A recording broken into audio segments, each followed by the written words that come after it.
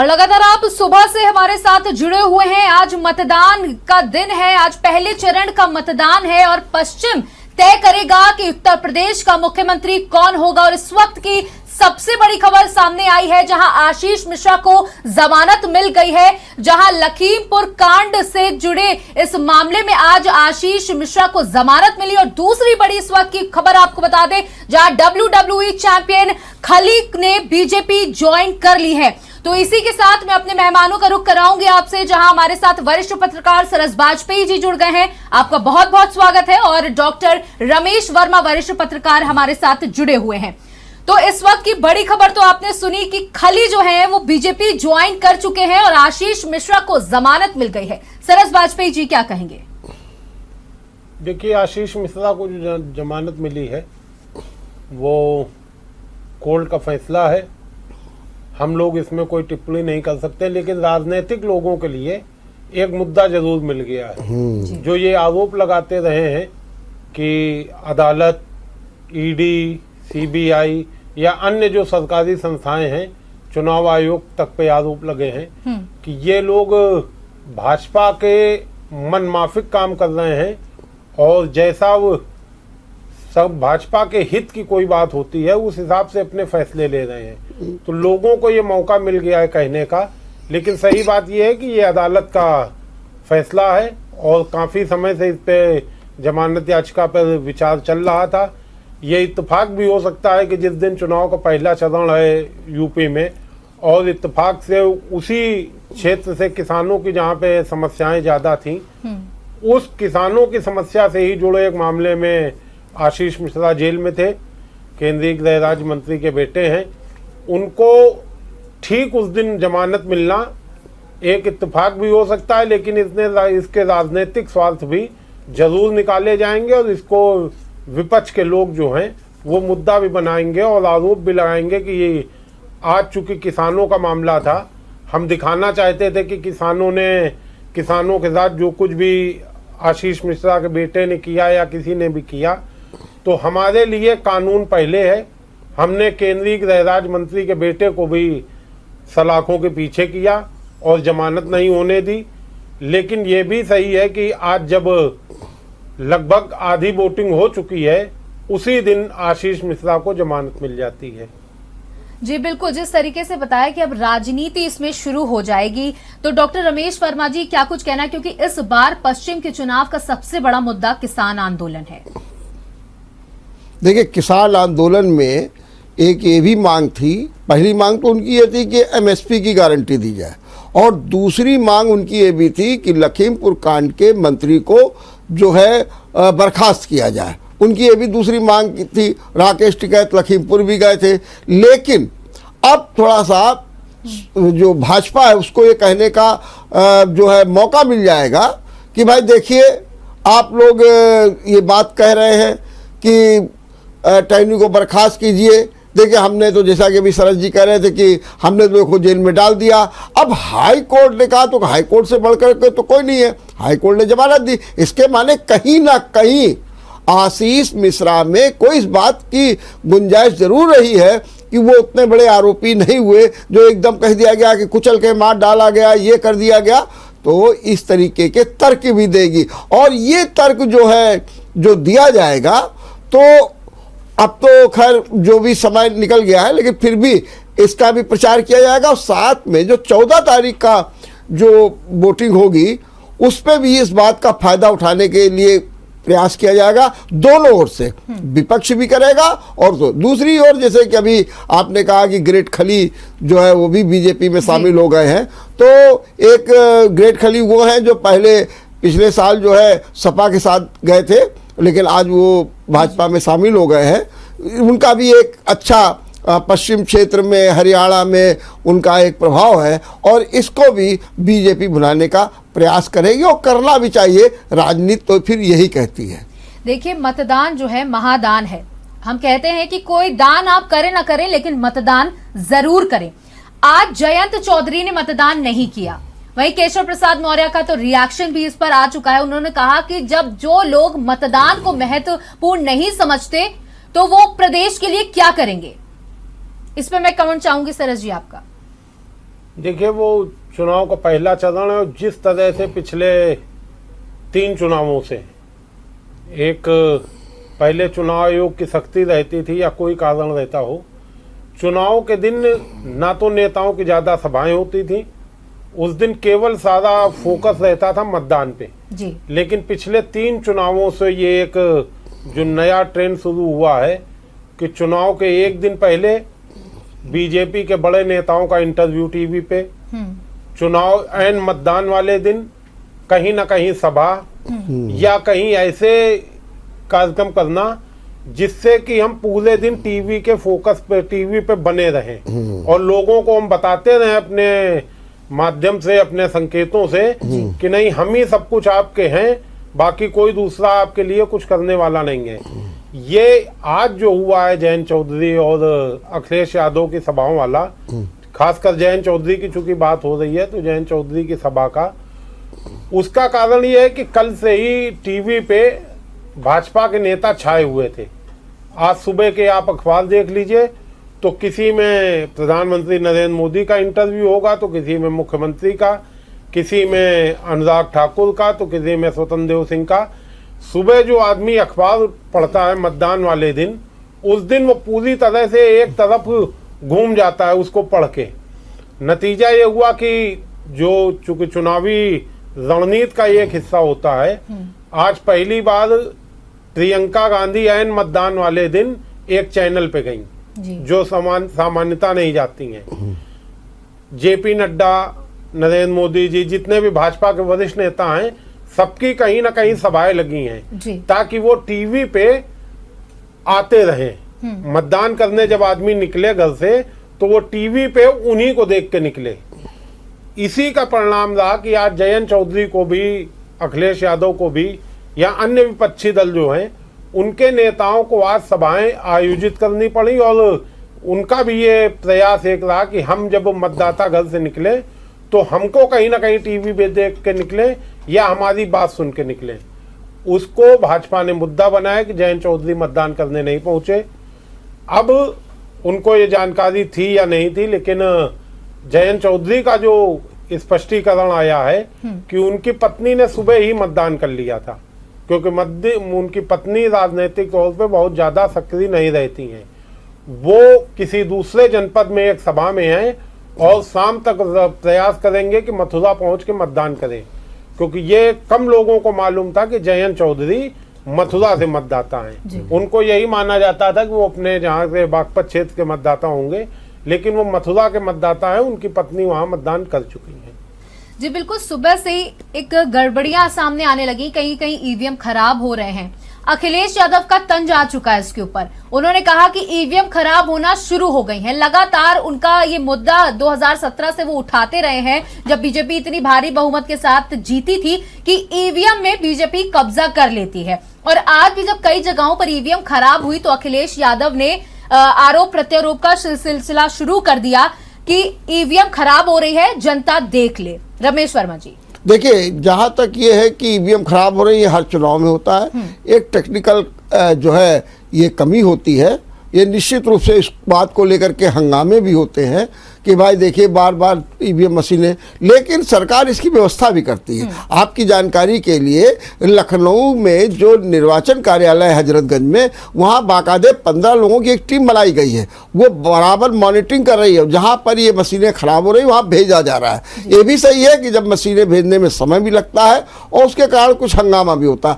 तो चुनाव में कुछ ना कुछ ऐसे आरोप प्रत्यारोप लगते रहते हैं। जैसे कि यही आज सुबह सुबह आ रहा था कि जो गरीब लोग हैं उनको वहाँ से हटाया जा रहा है, लाइन से बाहर किया जा रहा है, उनको वोट नहीं डालने, इस तरीके के आरोप आए हैं। लेकिन ठीक है, इन प्रकार के आरोपों में जांच भी होती है, कार्रवाई भी होती है, लेकिन इसको सामान्य रूप से टेक्निकल फॉल्ट मानना चाहिए, क्योंकि ये पहली बार नहीं, इसके पहले भी जब भी चुनाव हुए हैं तब भी ईवीएम मशीनों में खराबी की बातें आई हैं और उनको सुधारा गया है और मामला वहीं तक रफा दफा भी हो गया है। जी, जिस तरीके से सुबह से देखा जा रहा है कि मतदान जो है वो बहुत तेजी के साथ बढ़ रहा है और इस बार जो पश्चिम का जो चुनाव है वो सबसे बड़ा वहां का मुद्दा है किसान आंदोलन। राकेश टिकैत अभी 2 दिन पहले उन्होंने किसानों को श्रद्धांजलि भी अर्पित की, जो इस दौरान जिन्होंने अपना प्राण त्याग दिए। श्रद्धांजलि अर्पित की, एक माहौल तैयार किया जा रहा है और बीजेपी को उन्होंने साफ तौर पर कहा कि ये सारा कुछ किया धरा बीजेपी का है। वही बीजेपी ये कह रही है कि हमने बिल वापस ले लिया है और किसान अब हमारे साथ है, किसान बिल्कुल भी हमसे रुष्ट नहीं है। जैसे कि दोनों ही पार्टी मुद्दों को, एक पार्टी है मुद्दा उठाने की कोशिश कर रही है और दूसरी पार्टी है इस मुद्दे को दबाने की कोशिश कर रही है। क्या लगता है कि इस बार किसान आंदोलन कितना प्रभाव डालेगा बीजेपी के ऊपर? देखिए, प्रभाव तो डालेगा किसान आंदोलन जी। ये जो श्रद्धांजलि सभा भी की राकेश टिकैत जी की, वो भी एक जैसे भाजपा का चुनावी हिस्सा होता है वैसे ही टिकैत का, चूंकि टिकैत अपने को स्थापित कर चुके हैं कि वो नॉन पॉलिटिकल है जी। वो स्थापित करने के लिए उन्होंने अभी किसान आंदोलन में भूमिका भी बहुत जबरदस्त निभाई, प्रवक्ता बने वो। लेकिन कहीं ना कहीं वो राजनीतिक में सक्रिय तो रहते ही हैं, राजनीति में पहले खुद भी राजनीति में खुली तरह से सक्रिय रहे हैं, तो अब वो नहीं बोल पा रहे हैं। लेकिन वो किसानों को श्रद्धांजलि देने के नाम पे उन्होंने एक संदेश देने का प्रयास किया कि नहीं, किसानों के साथ बड़ा अत्याचार हुआ था जी। अब रही भाजपा की बात कि भाजपा उसको अपने पक्ष में कि हमने वापस ले लिया है। भाजपा के पक्ष में ये तब आता जब एमएसपी वाली बात थी और दूसरी जो सबसे बड़ी बात थी, जो 700 किसानों के निधन की बात कही जा रही थी कि आंदोलन के दौरान उन्होंने प्राण त्यागे। अगर उन किसान परिवारों के लिए कोई राहत का पैकेज दिया गया होता या उनकी मदद की गई होती उनके परिवार के लोगों को, और उसको उसी समय भाजपा उठा ले जाती, तो ये किसानों का जो मुद्दा है विपक्ष के हाथ में या टिकैत के हाथ में, ये भाजपा के पक्ष में आ सकता था। लेकिन आप अभी देख लीजिए, पिछली बार जो 53 सीटें 57 में भाजपा ने जीती थी, ये जो अभी तक का जिस तरह से मतदान हो रहा है और कहीं 40% हो चुका है, कहीं 50 के आसपास पहुंच रहा, कहीं मतलब 40 के आसपास सभी जगह है, कहीं कहीं ज्यादा भी हो चुका है इस समय जी। तो ये मतदान का बढ़ा प्रतिशत कुछ न कुछ संकेत दे रहा है कि ये अब की जो 53 सीटें थी वो 53 कम होंगी। दूसरा जो सबसे बड़ा कारण जो अखिलेश यादव और जयंत चौधरी का एक साथ होना, और इसको दोनों मतलब बहुत जोरदारी ढंग से, यहाँ तक कि मंचों से कई बार ये भी कहा गया कि ये जयंत यादव हैं, वो अखिलेश चौधरी हैं। मतलब इस तरह की जो बातें लोगों के बीच में लाई गई या लोगों को घर कर दिया गया कि अब ये भाईचारा बनाम पलायन वाली बात जो थी, तो अब पलायन का मुद्दा इस बार काम नहीं कर रहा है। और 53 सीटें जो पश्चिम की, आज की 53 सीटें जो पिछली बार भाजपा जीती थी, इस बार उतनी सीटें तो आती नहीं दिख रही है। रमेश वर्मा जी, जैसे कि जब हम राजनीति को देखते हैं तो राजनीति का मतलब है कि अपना स्वार्थ, बिना स्वार्थ के राजनीति नहीं है। तो जी, ये जो दो लड़कों की जोड़ी है जयंत और अखिलेश की, जयंत चौधरी ने अखिलेश के साथ आने से पहले ये साफ कर दिया, ना वो डिप्टी सीएम बनना चाहते हैं, ना उन्हें किसी पद की दरकार है। वो सिर्फ और सिर्फ चाहते हैं तो बीजेपी को हराना। हालांकि बीजेपी ने काफी चावल डाले और दाल डाली उनको कि वो आ जाए उनके पाले में, लेकिन उन्होंने कहा कि इतने हल्के जयंत चौधरी नहीं है। तो क्या लगता है कि जयंत चौधरी का असली मुद्दा क्या है, वो क्या करना चाह रहे हैं? देखिए, जयंत चौधरी के सामने ये कि जो अपनी विरासत है उसको बचा करके आगे बढ़ना है, और उनको वहाँ दिखाई दे रहा था कि जहाँ पर किसान आंदोलन को लेकर के जो जाट समुदाय है वो नाराज है, तो उन्होंने सोचा कि अगर मान लो आज वो बीजेपी के साथ चले जाते तो क्या फ़ायदा उनको मिलता, क्योंकि राकेश टिकैत या जो जितने भी किसान हैं, किसानों का दर्द है। और आपको बता दें, जो 58 सीटों पे चुनाव हो रहा है उसमें 24 सीटें ऐसी हैं जिसमें जाट निर्णायक भूमिका में है। बिल्कुल। और निश्चित रूप से वहाँ पर जो किसान है वो भी इसमें अपना फैक्टर्स महसूस कर रहा है। जैसा भी सरस कह रहे हैं कि किसान नाराज है, इसका प्रभाव दिखेगा, अंडर करंट है, इसमें भी दो राय नहीं है। कितना ये प्रभावी होगा देखने की बात है। लेकिन यहाँ पर जहाँ तक जयंत की बात है, जयंत के सामने कोई विकल्प नहीं था, क्योंकि दो बातें थी कि जो उन्हें जाट और मुस्लिम दोनों वोटर्स को साधना था, क्योंकि मुजफ्फरनगर दंगे के कारण दोनों अलग अलग हो गए थे। तो उन्होंने देखा कि जब हम सपा का साथ लेकर के चलेंगे तो सपा के साथ जो मुस्लिम वोट है वो हमसे जुड़ेगा, हमारे साथ जाट है, दोनों जुड़ करके एक बार फिर जो 2014 के पहले की स्थितियां थी उनको बरकरार रखेंगे। इसलिए स्वार्थ तो सत्ता का है, कुर्सी का तो है, लेकिन अब उनके पास विकल्प भी कोई ऐसा नहीं था। और दूसरी चीज, भाजपा ने जो भी किया उसमें देरी आ गई। जब अमित शाह वहां जाते हैं तब वो बात करते हैं। दूसरी ओर आपने देखा होगा कि शुरुआत में तो ये कहा गया कि आप आइए, वो कहा कि घर में चले गए, ये हो गया, लेकिन वही दूसरी ओर फिर हमलावर भी हो जाते हैं कि दो लड़कों की जोड़ी और ये गुमराह कर रही है और फिर ये कर रही है, एक और ये और एक और वो। तो ये भी कहा जाता है अच्छा भाई चुनाव के बाद देख लेंगे। बहरहाल स्थितियां सब कुछ है, लेकिन जयंत के पास इसके अलावा कोई विकल्प ही नहीं था कि वो किसी तरीके से, क्योंकि उनके सामने किसानों की नाराजगी थी, उनके पिता अजीत सिंह ने जिस तरीके से 26 जनवरी के बाद टिकैत के रोने पर एकदम किसान आंदोलन को भड़का करके खड़ा कर दिया, उसमें उनका बड़ा योगदान था और उसको कैश कराने में जयंत चौधरी लग गए हैं और उनको इस आंदोलन से एक संजीवनी मिली है। कुल मिलाकर सपा को जयंत का साथ मिल गया तो सपा अपने 2017 के डैमेज कंट्रोल में जुट गई। वहीं अब बीजेपी ने भी अपना पश्चिम का डैमेज कंट्रोल करने के लिए ताबड़तोड़ डोर टू डोर संपर्क किए, वहां पर रैलियां की, अमित शाह को उतारा, बड़े बड़े दिग्गज जो है वो पश्चिम में हमें देखने को मिले।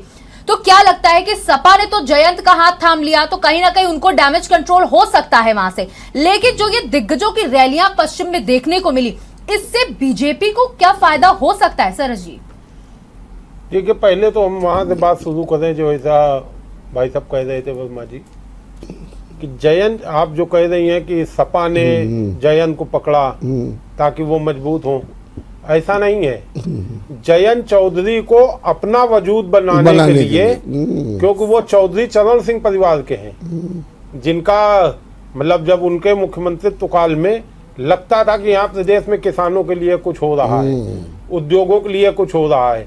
उसके बाद जब अजीत सिंह जी आए, वो भले उतना न कर पाए हों, लेकिन अपने पिताजी के नाम को वो जिंदा रखे, आगे बढ़ाए रहे उनके काम को।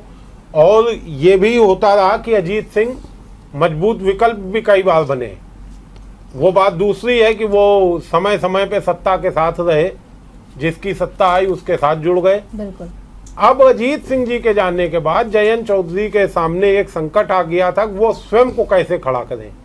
तो उनके पास कोई दूसरा विकल्प था ही नहीं। तो ये कहना कि अखिलेश यादव ने या सपा ने अपनी पकड़ मजबूत करने के लिए जयंत चौधरी का हाथ पकड़ा, इससे कहीं ज्यादा ये जरूरी है कि अपना वजूद बचाने के लिए जयंत चौधरी अखिलेश के साथ आने को मजबूर हुए।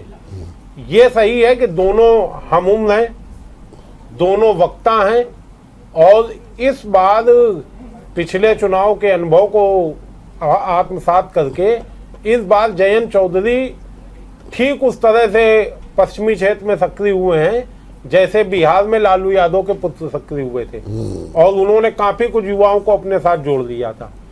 ऐसे में जयंत चौधरी और अखिलेश की जोड़ी कुछ ना कुछ कर जाएगी। अब दूसरा सवाल आप करा भाजपा के नेताओं की सक्रियता का। देखिए, भाजपा का शुरुआत से आप देख लीजिए 2014 के पहले से ही कि वो पूरा प्लान से काम करते हैं। ये लोग, अगर दूसरे दल के लोग 6 महीने से चुनाव लड़ना शुरू किए हैं तो भाजपा 5 साल से चुनाव लड़ रही थी। चुनाव कहीं गड़बड़ ना हो जाए, जैसा बीच में नाराजगी तमाम हुई थी, ये किसान आंदोलन है, उसके बाद महंगाई को लेके, तो उन्होंने इतने पद बना दिए कि अब गांव के मजरे में भी कोई ना कोई भाजपा का पदाधिकारी है। मतलब इतने पद मैंने तो अपने पत्रकारिता काल में कभी नहीं देखे कि अब बस यही रह गया है कि फलानी चेक से फलानी चेक के आप वार्ड अध्यक्ष हो, फलानी चेक से फलानी चेक के आप वार्ड अध्यक्ष हो, आप किसान मोर्चा के अध्यक्ष हो, आप, बस यही रह गया है। तो हर गली में एक पदाधिकारी खड़ा करके भाजपा अपने चुनाव के जो चुनाव की तैयारियां उसको काफी आगे तक चली गई थी। अब उनका ये जो पहले अभी हम बोल रहे थे कि चुनाव के पहले एकदम से सभाएं करना, ये भाजपा की रणनीति का हिस्सा होता है जी। कि समय के अंतराल में और बड़े बड़े नेता एक साथ निकले तो कुछ समय टीवी पे ये दिखेंगे, कुछ समय टीवी पे ये दिखेंगे, कुछ समय सोशल मीडिया पे ये दिखेंगे कि किसी तरह से हम ही दिखें। बिल्कुल। और चुनाव के जिस दिन मतदान हो, मतदान के एक दिन पहले या मतदान के दिन, अगर हम मान लीजिए अब तो सभाएं होने लगी हैं, नहीं है तो आप पिछली बार देख सकती प्रधानमंत्री जी अपने तपस्या करने चले गए थे, पूरे दिन वही दिखे और कोई दूसरा टीवी पे आ ही नहीं पाया। तो एक चुनावी हिस्सा है। अब चुनावी रणनीति में कितना कामयाब होते हैं ये तो आने वाला समय बताएगा। तो जो रमेश वर्मा जी, जैसे सरस जी ने कहा कि जिस तरीके से बीजेपी का मैनेजमेंट है कि सुबह से लेकर रात तक कि आप किसी भी पहर में अगर टीवी खोलेंगे तो सिर्फ आपको बीजेपी के नेता दिखाई पड़ेंगे, पब्लिक के दिमाग पर इसका कितना असर पड़ता है? नहीं, देखिए जो सरस जी कह रहे हैं उसमें बिल्कुल सही बात यह है कि पब्लिक के दिमाग में क्यों नहीं असर पड़ेगा, एक माहौल क्रिएट हो जाता है जी। अब आप देखिए कि आज सहारनपुर में अब रैली हो रही है, वो भी तो पश्चिम के आसपास का है, कासगंज में रैली की जा रही है, तो इसी प्रकार से बिजनौर में लोग पहुंच रहे हैं, दूसरी जगह पर लोग पहुंच रहे हैं। तो जब टीवी पर लगातार कोई बात होती रहती है तो फिर उसका क्या होता है, उसका फिर असर ये पड़ता है कि जब आदमी टीवी खोलता है और मुद्दे भी वही बताए जा रहे हैं, वही गन्ना, वही जिन्ना, वही नकली समाजवाद, तो एक मनुष्य का प्रभाव पड़ता है। ठीक है, हम एक बात और आपको बता दें कि इसका प्रभाव कहाँ ज़्यादा पड़ेगा। मान लिया कि 24 सीटें ऐसी हैं पश्चिम में इस समय जिन पर जाट निर्णायक है, लेकिन आप नोएडा की अगर बात करें तो नोएडा शहरी पूरा क्षेत्र है, वहाँ पर विभिन्न प्रकार के मुद्दे, विकास का भी मुद्दा है, जो एयरपोर्ट का भी मुद्दा है, वहाँ पर कानून व्यवस्था का भी मुद्दा है, लेकिन महंगाई और बेरोजगारी से लोग त्रस्त भी हैं। तो इसका प्रभाव तो पड़ता है। यही होता है कि भाई अब पत्रकार पूछ रहा है तो भाई क्या प्रभाव पड़ा, कह हाँ बदलाव तो आया। अरे तो बदलाव तो आपको हर सरकार में कुछ ना कुछ दिखाई देगा, सड़कें भी बनेगी, सब कुछ होगा। तो ये एक मानसिकता क्रिएट की जाती है, एक माहौल क्रिएट किया जाता है। जैसे भी बता रहे हैं कि केदारनाथ चले गए, एक बार ऐसा हुआ कि वाराणसी में वो जनसंपर्क करने लगे, आसपास के क्षेत्रों में चुनाव था और मैं बता रहा हूँ इस बात को लेकर के भी आपत्ति हो चुकी है। विपक्ष इस बात पर कह चुका है कि कम से कम मतदान दिन वाले दिन में इस तरीके के प्रचार को रोका जाए, इस बात की आपत्ति हुई है। लेकिन मुझे मालूम है और मुझे लगता भी है कि आने वाले समय पर इस पर रोक भी लगेगी, निश्चित लगेगी। देखिए जहाँ तक भाई साहब बात हो रही है इसके प्रभाव पड़ने वाली, जी आप देखिए कि चुनाव के प्रचार का तरीका बदल गया है, बदल गया। हाँ, प्रशांत किशोर जैसे लोग अगर चुनाव मैनेजमेंट कहा जाता भाई अरे चुनाव प्रबंधन करते हैं, या तमाम अब भाजपा का अपना आईटी सेल है, सपा का अपना आईटी सेल है, अब उसके उन आईटी सेल के अलावा मुख्यमंत्री का अलग आईटी सेल है, हाँ। विधायक का अलग आईटी सेल है। तो ये आईटी सेल केवल करते क्या है, जो पहले नारे थे चुनाव के वो खत्म हो गए। अब ये लोग केवल सोशल मीडिया में आपको सुबह से रात तक, आप अगर व्हाट्सएप इस्तेमाल करते हैं तो देख लीजिए कि 5-10% मैसेज आपके काम के होंगे, बाकी सब में जो लोग सालों पहले 40 साल पहले, 50 साल पहले, 20 साल पहले इस संसार को त्याग के जा चुके हैं, उनके विषय में आएगा। तो आदमी का कहीं ना कहीं ब्रेन वो अपना ऐसा वाश करते हैं कि सब खराब थे, केवल हम जो कह रहे हैं वही सही है। और आपको और ये भी हो गया कि जो कैंडिडेट्स वगैरह बनते हैं, जो दावेदार होते हैं, उसे पूछा जाता है कि सोशल मीडिया में आपके कितने फॉलोअर्स हैं, कितने लोग आपको कर रहे हैं, आप कितना एक्टिव है। एक तरीके से ये भी एक कंडीशन हो गई है। और जिन लोगों को बेचारों को कुछ नहीं आता है वो कुछ ना कुछ प्रयास करके इस तरीके के सोशल मीडिया में, आपकी बात से बिल्कुल बिल्कुल आप सही कह रहे हैं। मानसिक तौर पर ये जो नया चुनाव प्रबंधन का तरीका है, बिल्कुल सही कर रहे हैं। वो जनता को 2 से 3% वोट ऐसा होता जो केवल हवा देख के चलता है। बिल्कुल सही। वो 2-3% वोट जिधर गया उधर अपने गाड़ी पार हो जाती है। ये उसी का नतीजा है। 58 सीटों पे आज चुनाव हो रहे, मतदान हो रहे हैं। तो मेरा आखिरी सवाल यही होगा कि 58 सीटों पर जो साइलेंट वोटर की हम हमेशा बात करते हैं इलेक्शंस में, कौन हो सकते हैं वो साइलेंट वोटर जो तख्त पलट सकते हैं? मैं आप दोनों लोगों से कमेंट लेना चाहूंगी इस सवाल पे। जी सर, बताइए। देखिए, साइलेंट वोटर तो जो पश्चिम की स्थितियां हैं वो नाराजगी तो है, और नाराजगी वो कितना मतदान में परिवर्तित होती है ये आने वाला समय बताएगा। लेकिन ये सही है कि कुछ ना कुछ वहां पे परिवर्तन होगा। कम से कम 58 में 53 तो भाजपा के खाते में जाती नहीं दिख नहीं है। बिल्कुल रमेश जी, दूसरी चीज मैं आपको एक बात बताऊं, ये जो साइलेंट वोटर की बात की है, ये बीजेपी महिलाओं को मानती है जी। कि महिलाएं साइलेंट वोटर हैं वो, और ये उन्होंने प्रयोग किया था बिहार में। जब नीतीश कुमार का गड़बड़ा गया तो आगे होने लगे, तो उन्होंने कहा कि अरे अभी रुकिए, ये महिलाएं तो हमारे साथ में हैं। और साइलेंट, इसीलिए आप देखिए सबसे ज़्यादा ये लोग महिलाओं पर फोकस करते हैं, बार बार सुरक्षा सुरक्षा, आप 5 बजे के बाद निकल सकते हैं। अब ऐसा लगता है कि शायद सुबह तो कोई निकलता नहीं है, अब सब 5 बजे के बाद निकलेंगे जा करके, क्योंकि वो कहेंगे भैया 5 बजे के बाद कानून व्यवस्था ठीक है। तो एक माहौल क्रिएट किया जाता है, और महिलाओं को मुफ्त राशन देना, जैसे सिलेंडर देना। अब देखिए फोकस किस बात पर है, नलों में पानी आना, फिर बताया जा रहा है कि बिजली आप पे घर पहुंच गई है। तो कुल मिला, और ये भी कहा जा रहा है महिलाओं से कि मकान मालकिन आपको हम बना रहे हैं, क्योंकि जो प्रधानमंत्री आवास योजना में मकान मिल रहा है उसमें भी उन्होंने कहा कि मालकिन बन रही है।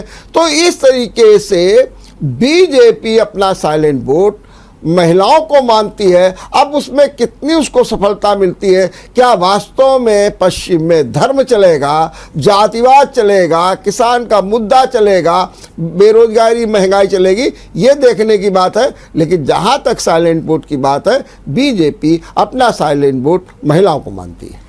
रमेश जी, सरस जी, आप दोनों का बहुत बहुत शुक्रिया हमारे साथ इस डिबेट में जुड़ने के लिए। तो सुबह से लगातार मतदान चल रहा है, और हम भी आपसे यही अपील करते हैं कि अपने घरों से निकले और मतदान करें, क्योंकि अगर मतदान करेंगे तभी तो सही सत्ता, जिस जो हकदार होगा उसी के हाथ में सत्ता आएगी, और आपके हाथ में है कि सही कौन होगा, ये आप ही तय करेंगे।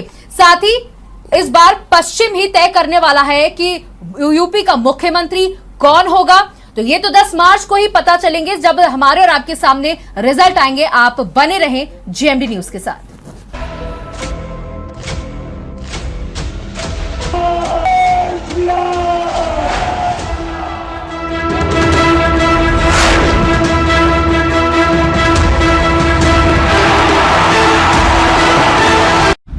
अगर आपको हमारा वीडियो पसंद आया हो तो हमें लाइक करें, सब्सक्राइब करें और ज्यादा से ज्यादा शेयर करें। और हाँ, बेल आइकॉन दबाना ना भूलें, ताकि हर खबर का अपडेट आप तक पहुंचे तुरंत।